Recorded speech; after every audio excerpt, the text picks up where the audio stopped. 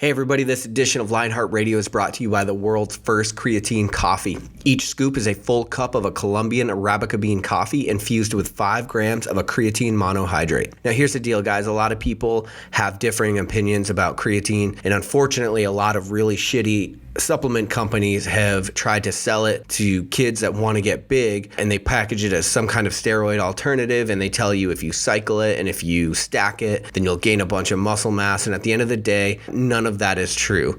What is true is that it's one of the most studied and beneficial supplements on the market for strength, recovery, and endurance. So whether you're a runner, whether you are a strength athlete, or whether you're somebody that wants to enhance cognitive function and just feel healthier in everyday life, a pharmaceutical-grade creatine monohydrate is going to help get you there. Go to www.creatinecoffee.com to learn what all the hype is about. And now, on to the show.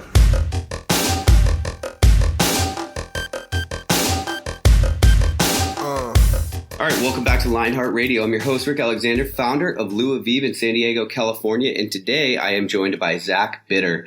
Zach is a 12-hour world record holder. This is running we're talking about, folks, and he is also the 100-mile record holder for the American 100-mile record holder.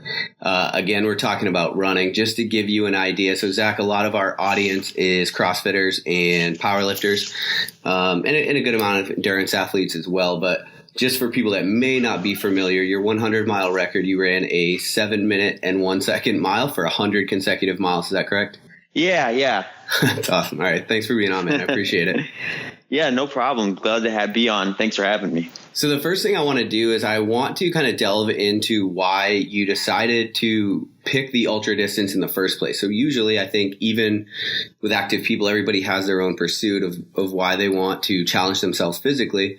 And a lot of people have the marathon on their bucket list. And I'm curious to you why you even decided to go with ultras in the first place. What kind of drew you toward that lifestyle? So I guess before I ever even knew what an ultra marathon was, I guess I kind of started to gravitate towards running distance as a sport in high school and college. So I knew that was kind of a sport I enjoyed to compete in and an activity I really liked to do. And then after college, one thing I learned was during my collegiate experience was that the types of workouts I enjoyed the most were the long runs and, the stuff that was a little less skewed towards let's go on the track and do fast repeats. So when I didn't have necessarily a race to train for specifically, and I just had I knew I wanted to run, I just started doing a lot of longer runs and building up my mileage or my volume. That kind of just led to exploring the world of ultra marathons. When I first found out that they were even a thing, for me, it was like, oh, that's something I want to do eventually. And I admittedly got into them a little earlier than I originally planned. But once I did one, it was kind of an experience that shaped me in a way where I knew I wanted to start doing those more often and start training specifically for them and kind of make that part of my lifestyle.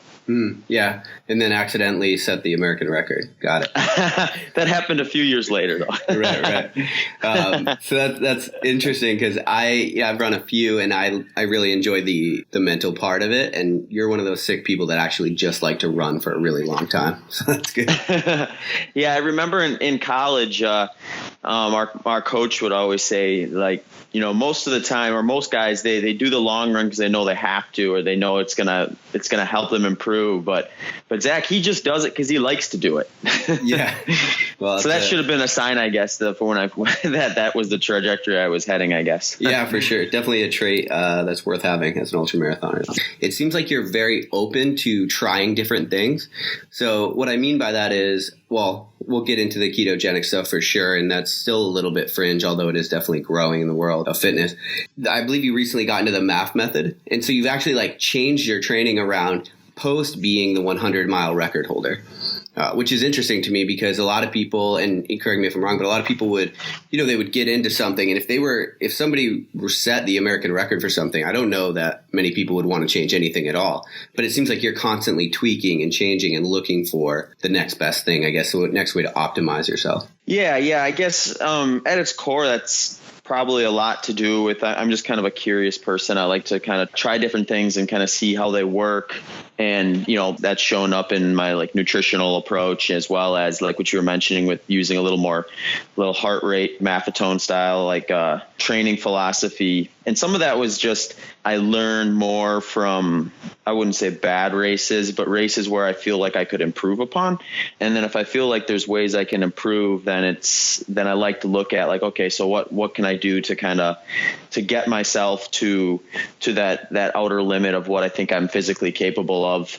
So in regards to like the heart rate stuff, I took a look at some of my training, and I realized that I had a lot of training miles that were kind of in that like really low, what a lot of people would consider like a zone 1 phase, where you're just out there like running at a very, very casual effort. And then I would do like faster, harder workouts to kind of try to peak for a race. When I started paying closer attention to like my heart rate and stuff, I noticed, one, I needed to be running a lot faster on some of those quote unquote easier days.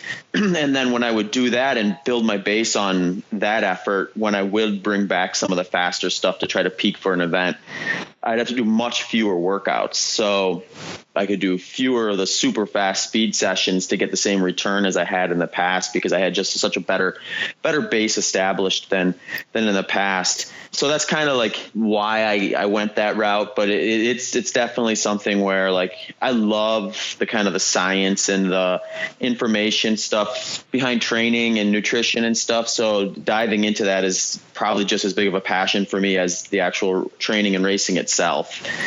Which, when you keep an open mind and are curious like that, you find yourself going down all kinds of different rabbit holes. Yeah, absolutely. And that was kind of what I was going to ask, because if people are listening to this and they are, a weightlifter or a CrossFitter or whatever that might be, how do people know, or is it just something intrinsically that like when to look for a change, or use the down points as like a catalyst, kind of like you mentioned, to start looking for something that you can tweak or optimize?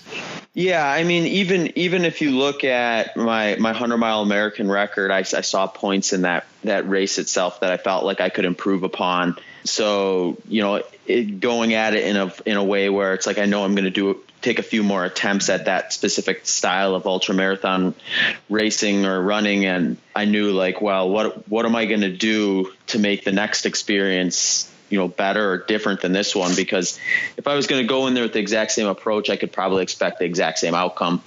So then it just comes to looking, dissecting what you did and where you can make improvements and things like that. When you set that 100-mile record, you felt like you were firing on all cylinders, like all of the work you had done, you felt like you maximized your capacity based on the training that you had up to that point? Yeah, I think I probably reached my potential for that given day. It was, a fairly consistent effort for the most part. Like, I mean, there's so many different variables that come into play with an ultra marathon that you don't necessarily see at some of the shorter distance running events, mainly like nutrition and like, things like bathroom breaks and stuff like that. And, I kept moving for all but maybe 90 seconds of that race, where I stopped to use the bathroom twice. But other than that, I was moving the entire time. So like when I looked at it that way, I was like, that's about as good as it gets in terms of efficiency from a nutritional standpoint and like managing bathroom breaks and things like that. But then what really stuck out to me was where I started to fade was in that like last 20% or so of the race. I wanted to look at ways to kind of develop my training to make me stronger during that last part, or at least able to kind of like sustain what I had put forth in that first 80% of the race, which would equate to a faster time the next time. Mm-hmm. Were you fat adapted when you ran that World American record? Yeah. I've been following it's interesting because, it seems like there's multiple definitions of being fat adapted or like, ketogenic or low carb. And what I oftentimes tell people is, I'm a higher fat athlete. So like I definitely periodize nutrition in a way that like I would training. And the reason for that is because when you take like a person who's got like, a normal job and is working out like more routinely, and they can pretty much take any day of the week or the year and assume that they're going to probably expend like a fairly consistent amount of energy and do a fairly consistent level of like, work and stuff. So that's not really the case for me though. Cause like when I'm training full bore, it's like, I might be burning 2 to 3 times my resting metabolic rate. Whereas when I'm recovering or taking a complete day off, I'm not. I feel like nutrition needs to kind of match the lifestyle. And if your lifestyle puts you in a position where you're like doing drastically different things depending on what your goal is at the time, then you kind of need to pay attention to that. You can't just like drop the exact same thing in every day. But so like I've somewhat periodized my nutrition to kind of match that. And it's always based in fat, meaning that like my major macronutrient, regardless of whether I'm, running and training at my hardest or if I'm recovering, that's always going to be the highest macronutrient that I'll take in during the day.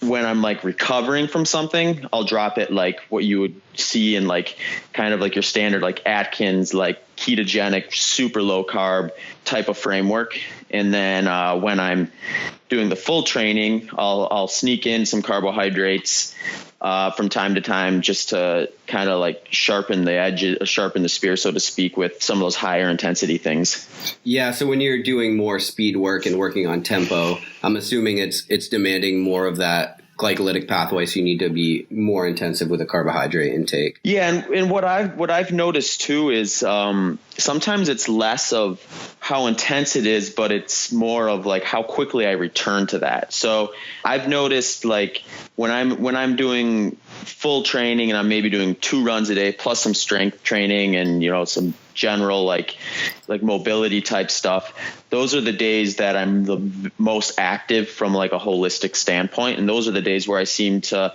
do a little better if I let my carbs creep up a little bit above what I would see in like a real strict like ketogenic protocol. Mm-hmm. But if I would just go out and do speed work and then take ample recovery time, I'll feel fine doing speed work again, even with very little to no carbohydrates in place. So it really comes down to a combination for me anyway, volume and intensity, and then like frequent return to that. And when you're training for something like an ultra marathon, it's like you obviously you're walking a fine line between staying healthy and staying really, really fit. So disaster. Yeah. So as you kind of tread that fine line, you kind of want to utilize the resources you have available to you, finding like what level of ratios of carbohydrates to fat work best for you in those given like circumstances. Yeah. And I think the only way you'll really figure those out, obviously, is self-experimentation, which I think you've done a lot of, seems like. Yeah. I mean, you can definitely get a lot of good information by diving into the science and looking at studies and things like that. But at the end of the day, you want to try it yourself, and your body will be your guide as to like how you respond to some of this stuff. Right. I wanted to go back. You mentioned taking carbs out during recovery. So that's kind of in the face of standard knowledge. I think definitely from the weightlifting crowd, it's like when you're trying to recover, it's like you want calories however you can get them. I'm assuming it's something to do with the fact that you're wanting to be much more efficient with your body. Can you speak to that a little bit? Why would you take carbohydrates out when you're trying to recover? Yeah. So what I've noticed is, first of all, like, metabolizing a carbohydrate is more stressful in your body than metabolizing a fat. So when I'm done running and done racing and I'm taking a day or 2 off completely, like I want to reset my body to like be able to flush out a lot of the inflammation and kind of repair itself, recover itself. I'm not super concerned with like restocking my glycogen levels as quickly as possible, or getting a quick burst of energy for the next workout, because there is no next workout for the next few days. Mm-hmm. Like when I have that kind of time between training hard again, the body does plenty good, or does a fine job of kind of like, balancing out those those energies with just fats and proteins and things. And it's kind of like a two-pronged like approach, because the other reason I'll do that too is it's a great time to kind of like reset your fat adaptation, like get as fat adapted as you can. And that's just easier to do when you're not training as hard.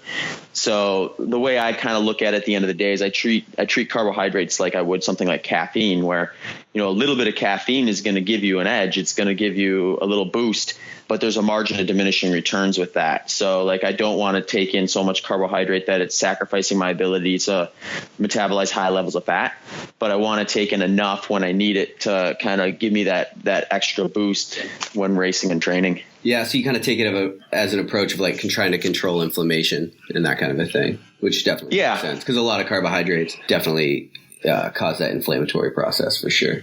Yeah. And, it's one of those things where like conventionally in endurance, it's always kind of been like, well, when you finish, you need to restock your carbohydrate sources as quickly as possible because you just burnt them all. You just depleted your glycogen. And the way I see it is if you're fat adapted, like you're not relying on carbohydrates for those low intensity, like just daily movements. So like there's no rush really to try to restock my glycogen stores as soon as I cross a finish line or finish a hard workout when I know I'm going to have recovery days coming afterwards. Mm-hmm. Yeah. And if you just eat like shit the whole next day, which I've definitely done, it gets really hard to like, because then you have to go through that whole process again of like getting rid of cravings and going all the way down, because you're going to eat, at least for me, I found you're going to eat food that you wouldn't normally eat while you're racing. And then if you race and you eat more garbage, like you've just taken in more sugar than you've taken in, in the past few months if you've been fat adapted. So then your body has to deal with that whole process over again. Yeah. And there is, from my experience, some benefit from what I would say, or what I would call staying like metabolically flexible too. Like I don't think it necessarily behooves you to go so far into like the whole high fat ketosis where your body is like literally unfamiliar with carbohydrate at all, at least not when you're trying to perform at a super high level. So the carbohydrate is a very kind of potent fuel source, so it doesn't take much for your body to respond to it. But like eliminating it altogether can kind of like put you in a goofy spot. Just like anything, if you don't eat a certain food or a certain thing for a long time, then you eat it again, it's new to your body, and sometimes that's not the best reaction, and it's certainly not the type of reaction you'd want when you're out running or doing any intense workout. Well, and then the other thing you do, I think, is you downregulate your body's ability to use carbohydrates at all. And so then when you do need them, when you're racing, your body won't use them efficiently. Whereas if you leave them in there in a smaller amount, your body can still process them and it'll just use them more efficiently. Yeah. And, it ends up becoming kind of intuitive once you get going. Cause like for me, like the real test is like, if I can go out for a really long run, like if I can go out and run like for five hours and take in like nothing but water and electrolytes on a training day, then I know I'm fat adapted enough to like be safe in terms of burning enough fat so I'm not going to like bonk from a nutritional standpoint during a race. Mm-hmm. Whereas if I would go out for a training run and I got like 2-3 hours in and I just bonked really hard, then I would know like, okay, my body's struggling to use fat as a fuel source. So I need to change something in order to make that kind of more sustainable.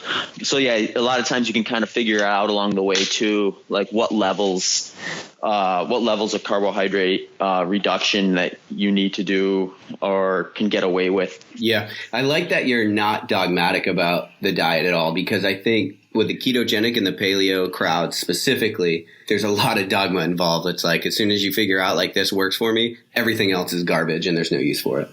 Right. Yeah. And, that's kind of the same thing I've always thought is like, at the end of the day, I'm doing this to try to improve. I'm not doing it to try to prove someone wrong or do it to like prove a point necessarily. I want to race as successfully as I can. And this approach just seems to have worked well for me. So it's like, it's always about kind of trying to figure that out and putting yourself in the best position you can to compete at whatever you're trying to train for. So with that being said, then, do you use exogenous ketones at all? No, I haven't. I shouldn't say I've never have. I've had a few like samples sent to me by various people just to say, hey, check this out. Mm-hmm. But I wouldn't say I've played around with it enough to really know like exactly how it would affect me in a race or in a super hard workout or anything like that. So when you go out and you do these like longer training runs and you do find yourself starting to bonk, is that how you figure out what your macros look like from then on out? You just adjust based on that? Or do you have like a standard, like, hey, I should be able to run for this amount of time without bonking? And if not, then I need to change my macros around. Yeah, it's something that I'm a little different because I've been doing it for quite a while now. And I've had my nutrition figured out kind of for the most part long enough where I don't really have any experiences in the last few years that I can point to where I went out for a run and just like bonked in the nutritional sense. I've definitely gone out in races and stuff and like overreached from a muscular standpoint and just didn't have what it took to run a sustainable race. But from a nutritional standpoint, I haven't really been in that spot for a while, but that certainly was kind of like how I would like coach someone through it, and how I coached myself through it when I first went at it was, looking at that kind of that timeline, like, can I make it through this run? And some of it's just, paying attention to what else is going out there. I mean, there's plenty of athletes out there that, follow a higher carbohydrate approach, and, they're needing to eat during long efforts like that. So if you just kind of like compare yourself to the rest of the people out there, you can kind of get an idea and say like, well, I just did this on water and electrolytes. That person was needing that, gel or sports drink in order to kind of keep going. So like, you can kind of tell like that you're in a little more fat adapted spot than they maybe are. Mm-hmm. Yeah, that was actually my catalyst for it. I was running these 6-mile loops, and after like the first 3 or 4 hours, I couldn't get past like the 4th mile without feeling like my blood sugar was just crashing, and then having to eat more gummy bears or gels or whatever. And then over time, you run into GI problems and then all kinds of shit. Yeah, and that's really what it comes to at the end of the day, especially with like 100-mile race is, the further you go, the more that nutritional variable becomes a big difference. Like if we go and we race a 5-kilometer race, like, I mean, there's plenty of people who would smoke me, and neither of us would have to eat anything during that race. But as you get into 100 miles, it becomes more of an issue because like you said, if you're relying on a lot of exogenous fuel throughout that event, and then that fuel ends up causing you to have to stop to use the bathroom a bunch of times or puke or sit in an aid station for 20-30 minutes. It doesn't matter if you're faster than me, because if I'm still moving and you're sitting in an aid station, that could be the difference between finishing before or ahead or behind that person. Yeah. And that's what's so incredible about your American 100-mile record is you can like put a pace to it, where I think a lot of people, they'll ask me like, oh, like how fast do you run when you go out and you run 50 miles or 60 miles? And it's like, it's hard to tell because there's so many aid stations and there's so many obstacles and river crossings and all these different things that putting a pace to it is typically really hard to do.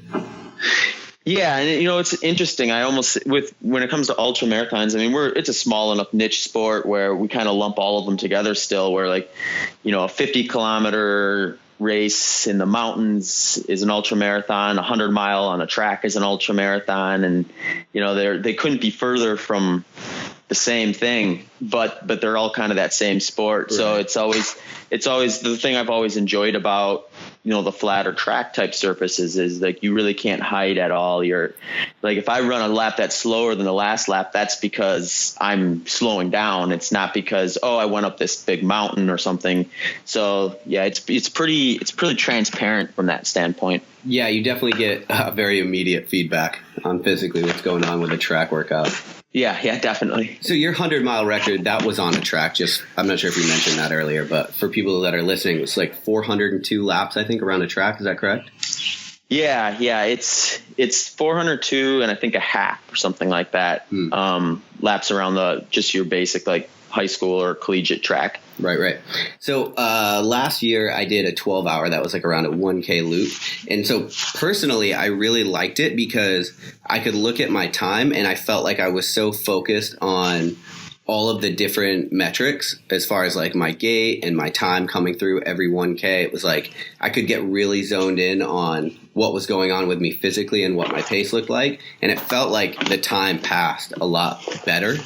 And so I'm curious for you, when you do 100 miles on a track, like mentally, where are you going and like how do you deal with it? Yeah, that's a good question. I mean, for me, like, the way I describe it is if I'm doing a race that's like on a track, I'm trying, especially if it's 100 miles, I'm trying to do everything I can to kind of separate my mind from the environment I'm in. Because, there's only so much stimulus you can get in that small little confined area from like a visual standpoint. Right. So I'm always trying to kind of zone out, so to speak, or like kind of get into like a state of like almost like a meditative flow type state where you're just kind of like picturing yourself somewhere else, but you're still moving at whatever effort that you were hoping or planning to do. Whereas when you're out on like this trail or this really beautiful like mountainous type course, you're trying to kind of stay in the moment. You're trying to experience it and like see everything and like definitely be like paying attention to like where your foot's landing and stuff. So they're kind of like very different mental approaches for me anyway. And I find like the monotony of the track to be rewarding in the sense that like you really have nothing to worry about other than putting your foot in front of yourself over and over again. So you can really tune in, like you were saying, you can tune into your body and listen to the subtle details your body's giving you. Mm-hmm. Whereas when I'm out on a trail or something like that, I'm paying attention to like what else is going to affect that movement that I'm doing as opposed to just what my own body is doing. Right. Do you ever switch directions when you're doing 400 laps on a track? Yeah, it's interesting because like it's as funny as it sounds, that's kind of a rather short distance to do one of these track ultras. Most of these track ultras are time based. So there's like guys and girls doing like 12-hour, 24-hour, 48-hour, 72-hour, and even 6-day events. So like typical standard protocol is you switch directions every 4 hours. Okay. Is that what you did?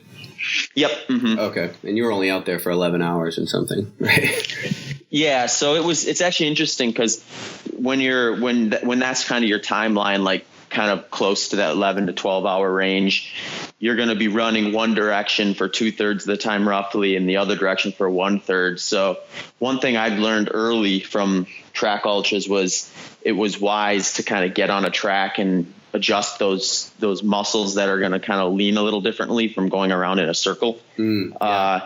So like knowing that I was going to be turning left for about 2/3 of the time and turning right for another third, I kind of tried to like mimic that in my training too. When I would go out to the track and do like a long progression run or something on the track, I would try to break it up so that 2/3 of the time I was going that way and 1/3 of the time I was going the other way.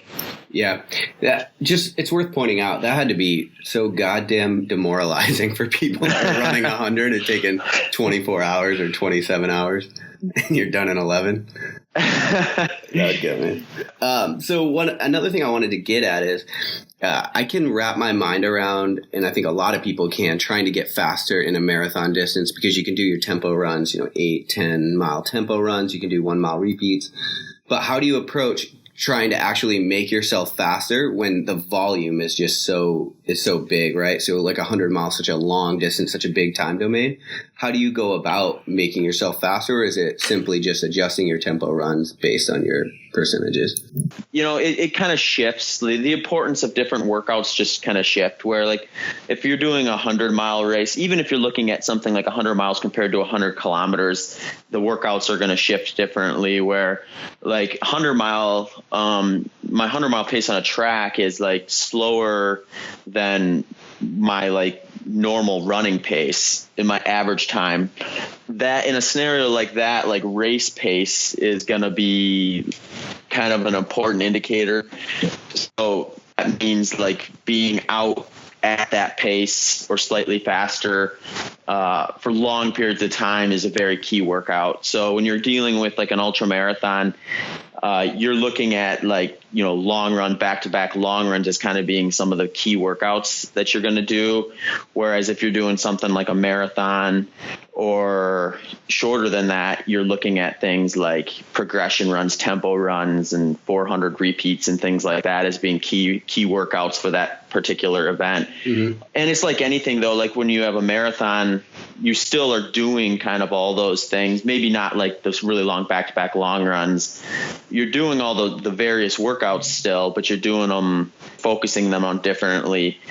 Just like when I'm doing a 100-mile race, training for it, I'm still doing some of the shorter, faster workouts because I think it's just a good way to improve your overall running economy in general, but they're not as prioritized as, say, like just those long days out on the road, trail, or track. Yeah, absolutely.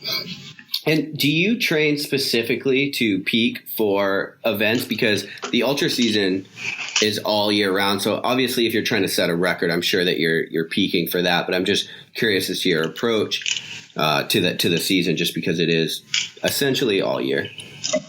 Yeah, it's interesting. I've definitely done better at times than others in terms of like really trying to peak for a specific race.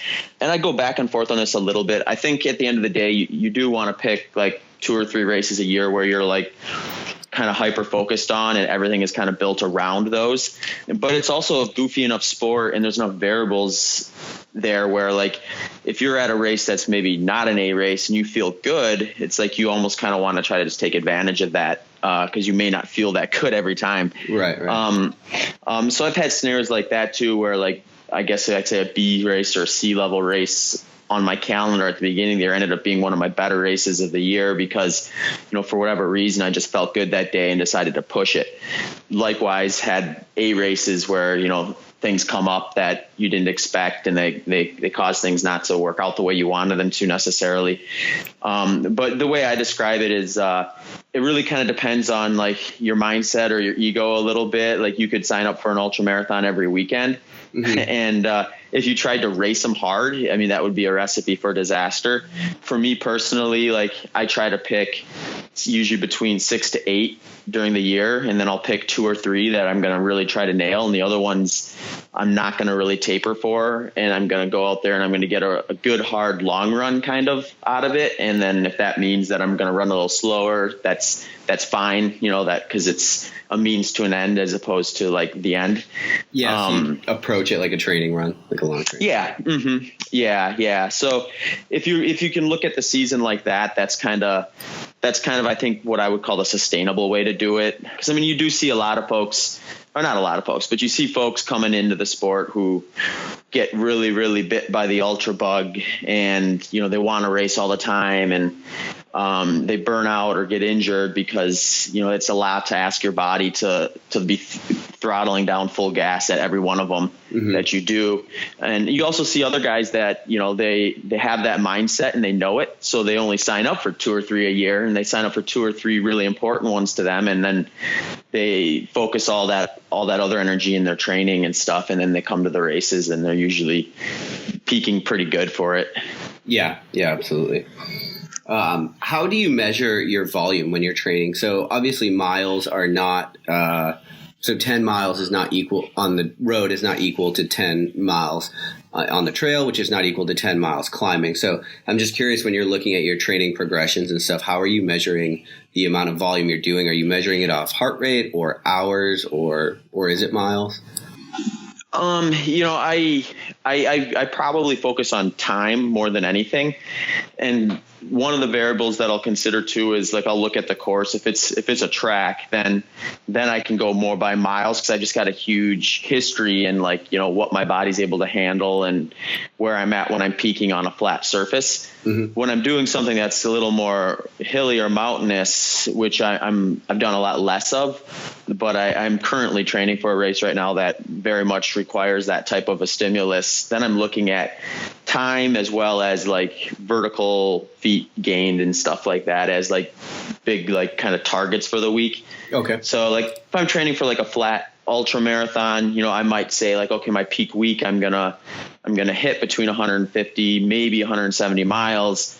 But if I'm training for like a mountainous 100 miler, I'm going to look at like, okay, I want to try to hit 15,000 feet climbing this week, within like a 15-hour range or something like that. So it kind of skews. I'm sure the guys and the gals who are like very much more driven into the mountain and the technical and the really steep stuff, they'd probably say the exact opposite, where it's like they're kind of like base knowledge is rooted in the number of feet and time and stuff like that, or they can put a mileage marker on that because they just have a lot more background experience with it.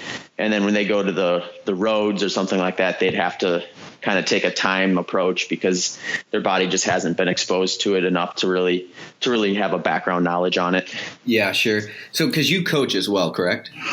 Yeah. Mm-hmm. So I'm wondering, is that the approach I try personally when I do coach people to not let what I'm doing at the moment affect kind of how I'm coaching and like the broad spectrum of knowledge that I have or that I bring to a certain topic.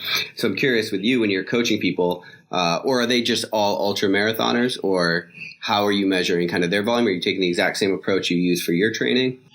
Yeah, when I'm coaching someone, we do a pretty holistic look at their lifestyle and like, first of all, like what do you have time for? What's your goal? And then at the end of the day, when I prescribe a workout, it's going to be a lot of times time based, just because, if someone goes out there and runs for 2 hours at like what they would consider like a level 2 out of 5 intensity, their body's responding the same way as someone who's going twice as fast to them for 2 hours at a level 2 for them intensity. So like, just because the other guy ran twice as far doesn't mean that the other person needs to run for 2 more hours or twice as long to get to that number. So that's I think the most individualized way to kind of prescribe a training plan. And it's like, it's specificity, a lot of specificity.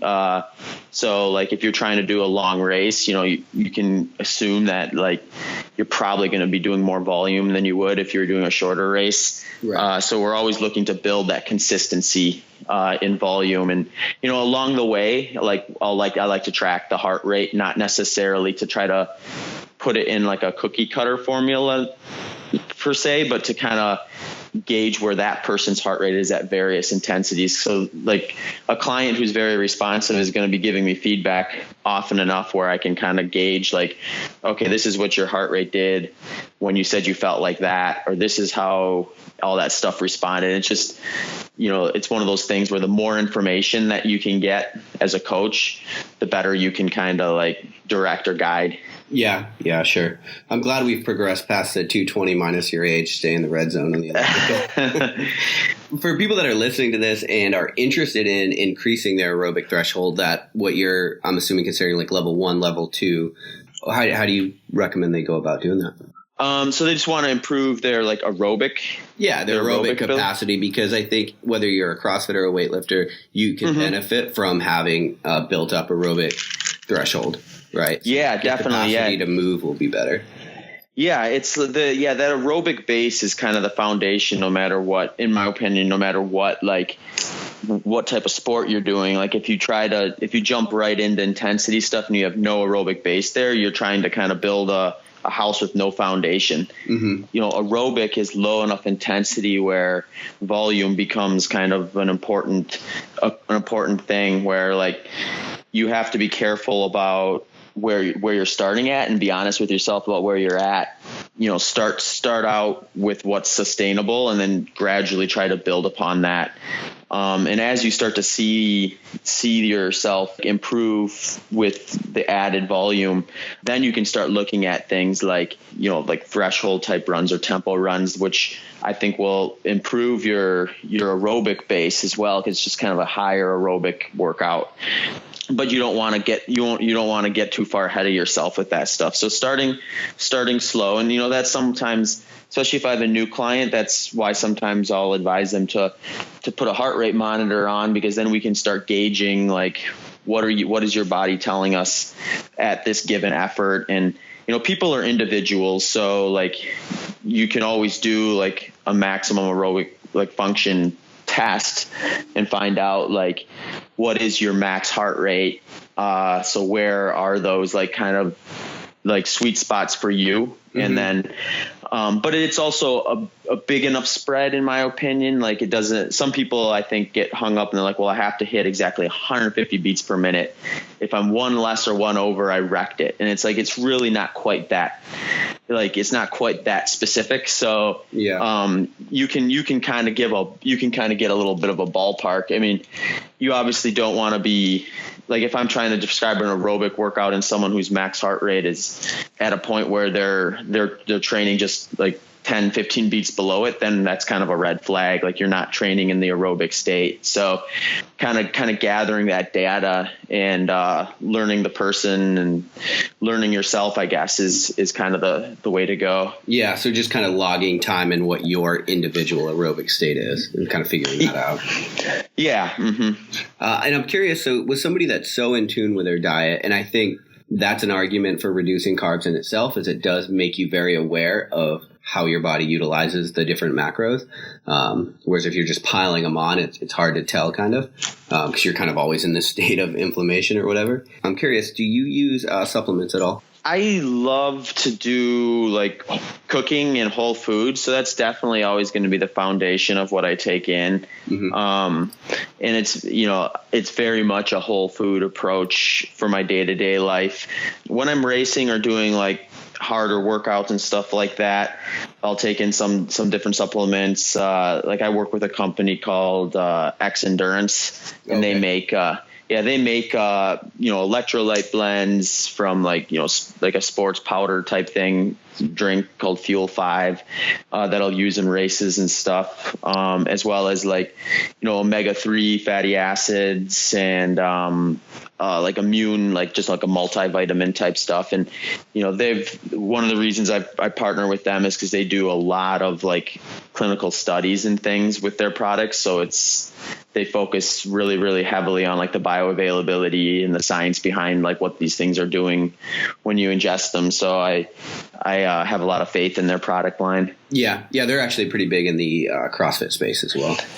Yeah. That's kind of how they started, I think, was in the CrossFit community. And yeah, I'm curious. So if you ask even the most educated of people about creatine, if they're lifters, they'll say yes. And they'll say there's a huge adaptation that it could have for increasing endurance, but no endurance athletes take them. I'm just curious. Do you have a stance on creatine? I don't know if I have a good stance on it. I guess I haven't played around with it enough in my own training to really feel like I can speak to it positively or negatively. I feel like there's a ton of science behind it. And in terms of like, especially in like, I think like the bodybuilding, like CrossFit, like some of those type of sports, there's a lot of marketing behind like the claims. Yeah. And a lot of bad marketing.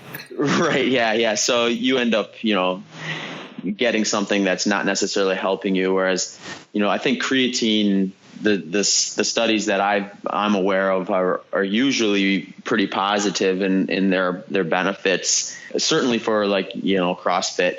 Yeah. For an endurance athlete, I think a lot of it comes down to like what your day-to-day diet is like. Like if your day-to-day diet has very low levels of the meats that you're going to get that from naturally, then you probably would benefit from taking in some creatine supplementation. Whereas if you're someone like myself who, I eat a pretty wide, diverse set of different meats, I'm probably getting creatine in my daily diet at higher levels than, someone who's avoiding those type of food groups that would maybe contain that. Yeah, sure.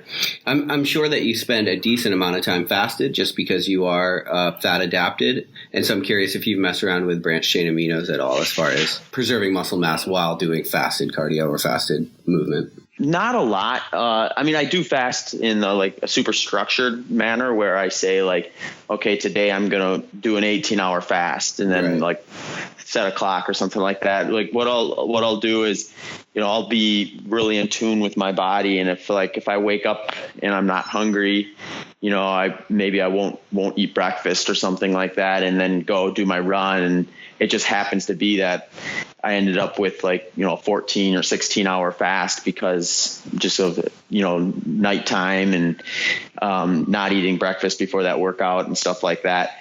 In terms of branched chain amino acids, I don't really do a whole lot with that stuff. My thought is that with things like proteins and amino acids, if you're constantly eating that stuff, sometimes you'll see eat every 2 to 3 hours and make sure you have a lot of protein involved with that. You're kind of pinging your body all the time to kind of that nutrient's coming in. Mm-hmm. So when it comes in, your body's not quite as in tune or sensitive to utilizing it because it knows it's just always going to be coming in. Whereas if you do a fast and then you eat you break your fast with what I would recommend, a fatty meal with protein, I think your body's probably going to be very sensitive to that and absorb it more readily than it would if it was just constantly getting hit with that stuff all the time. Yeah, for sure. Dude, the FDA is going to knock on your door for saying you skip breakfast. Most important of the day. What's wrong with you?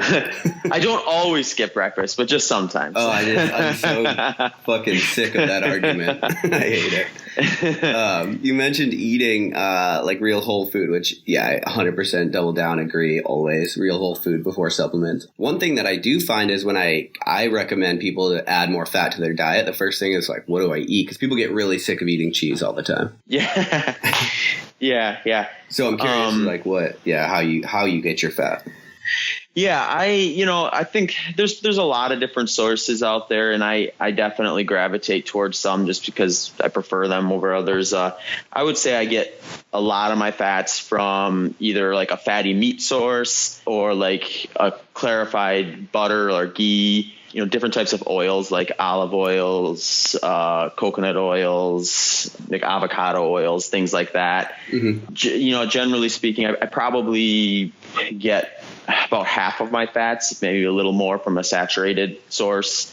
And then I try to get the rest of them from mainly monounsaturated and keep the polyunsaturated at a fairly low level. But yeah, a lot of meat sources like fatty meats. I definitely don't go to the store and buy 99% fat free chicken breast or something like that. It's I'll get the whole chicken and so dumb.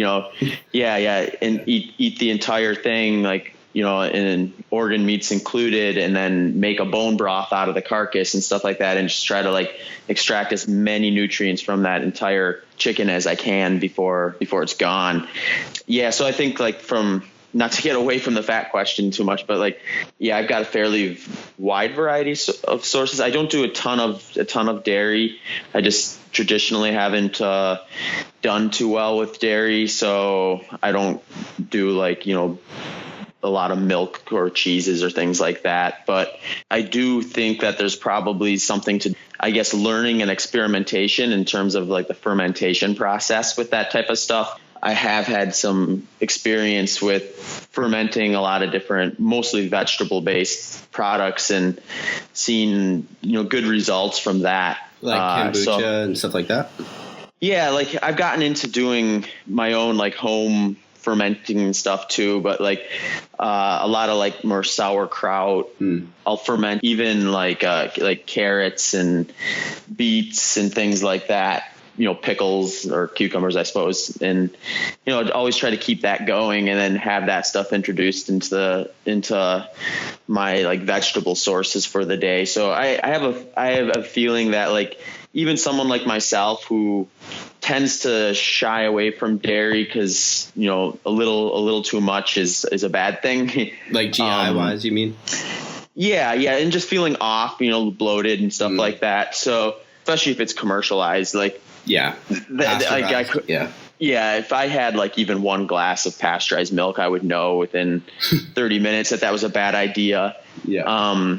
But I think when you get closer to the source, the whole source, like, raw cheese or like a fermented dairy would definitely be, and this is maybe my next big experiment, is start to ferment some dairy and see how my body responds, and see if I can kind of cultivate some cultures in my gut that would be more receptive to that food source. And then my assumption would be, if I did that long enough, I could probably get away with more dairy sources that weren't fermented too, assuming they weren't pasteurized.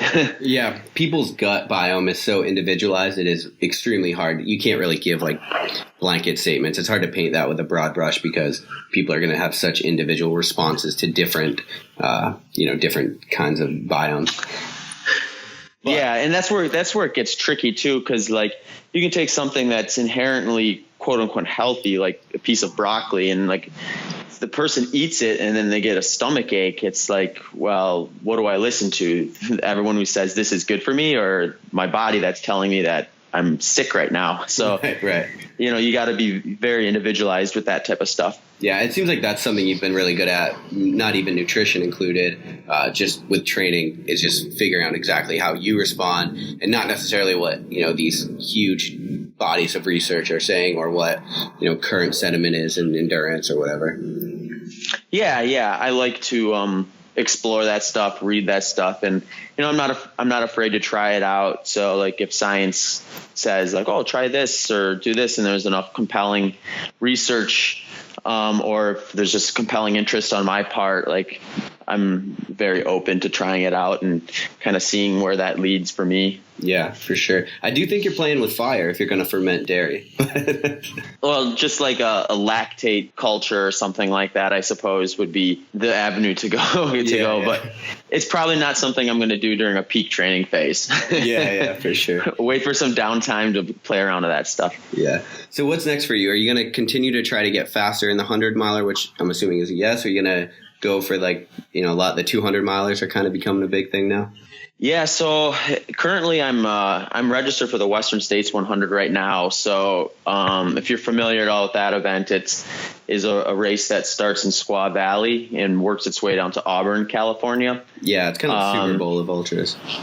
Yeah. So it's got, true mountain runners would say it's a fast mountain course.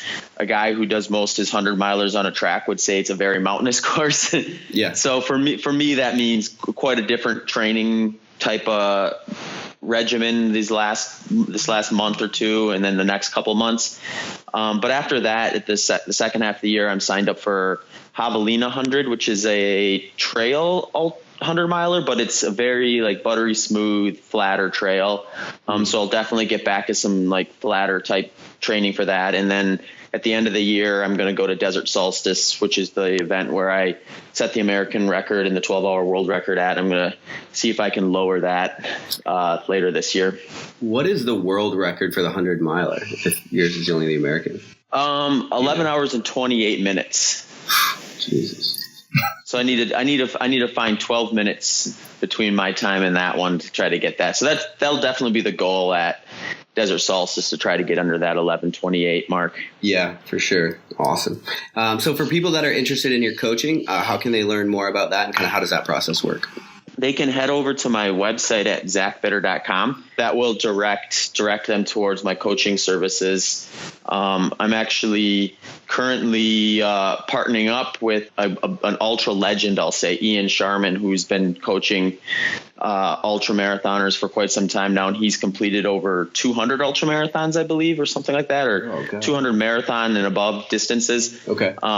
He's won the Leadville 100-mile 3 times and placed in the top 10 at Western States for 7 years in a row now. So he's kind of an icon in the 100-mile distance, definitely from the trail side of things. And going forward, I'll be working with him too with coaching. So that'll be kind of an exciting change to my coaching. But yeah, they'll be able to get directed to any of that stuff through my website at zachbitter.com. Okay, cool. And you just have people pay a monthly fee and then just go from there, kick it off with Skype or something?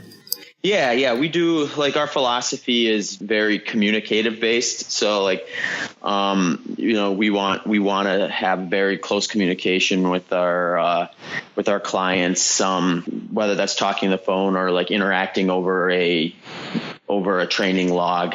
We definitely want the feedback and then guide you through that process. So yeah, most people will sign up for month to month, or if they know like I'm all in for 6 months, sometimes they'll sign up for a block of time like that too. But that's kind of the general framework. Oh, okay. Very cool.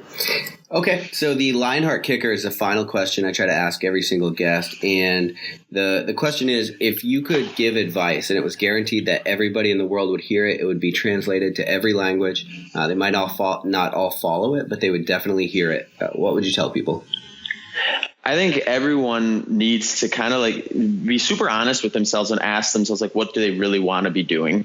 And whether that's running ultra marathons or, CrossFit or something away from athletics, like don't be afraid to chase that passion, because that's going to be what's rewarding, finding what you really want to do and what's really important to you, and kind of putting forth like all your effort towards that. Yeah. When you started out in running ultra marathons, I know I said that was the final question, but were there a lot of people that before you picked up the sponsors, before the world records, were there a lot of people that are like, dude, what the fuck are you doing, man? Yeah. I mean, there's definitely people who think it's crazy, and they're probably right. But, I've been super lucky. A lot of my friends and family were very understanding, and they're like, well, I guess that's just what he wants to do. Right. Yeah. So you didn't really meet too much friction though, when you were like trying to do it full time, I guess, cause it is kind of a fringe sport still. Yeah, no, that was, that was a relatively big transition just in life in general. I was a full-time teacher, high school teacher, before I kind of jumped into this industry full-time as a coach and athlete. And I've been blessed that like my sponsors have been like pretty much like really authentic in how like we came to meeting one another. So opportunities within them outside of just like the training and racing has arisen to kind of help make that kind of a smooth transition. And some of it is like, I tend to lean towards sponsors that are kind of like steeped in education. So like my main sponsor, Ultra Footwear, is like, they have a big educational piece. So they definitely try to leverage my skill set as a former teacher to kind of help with that.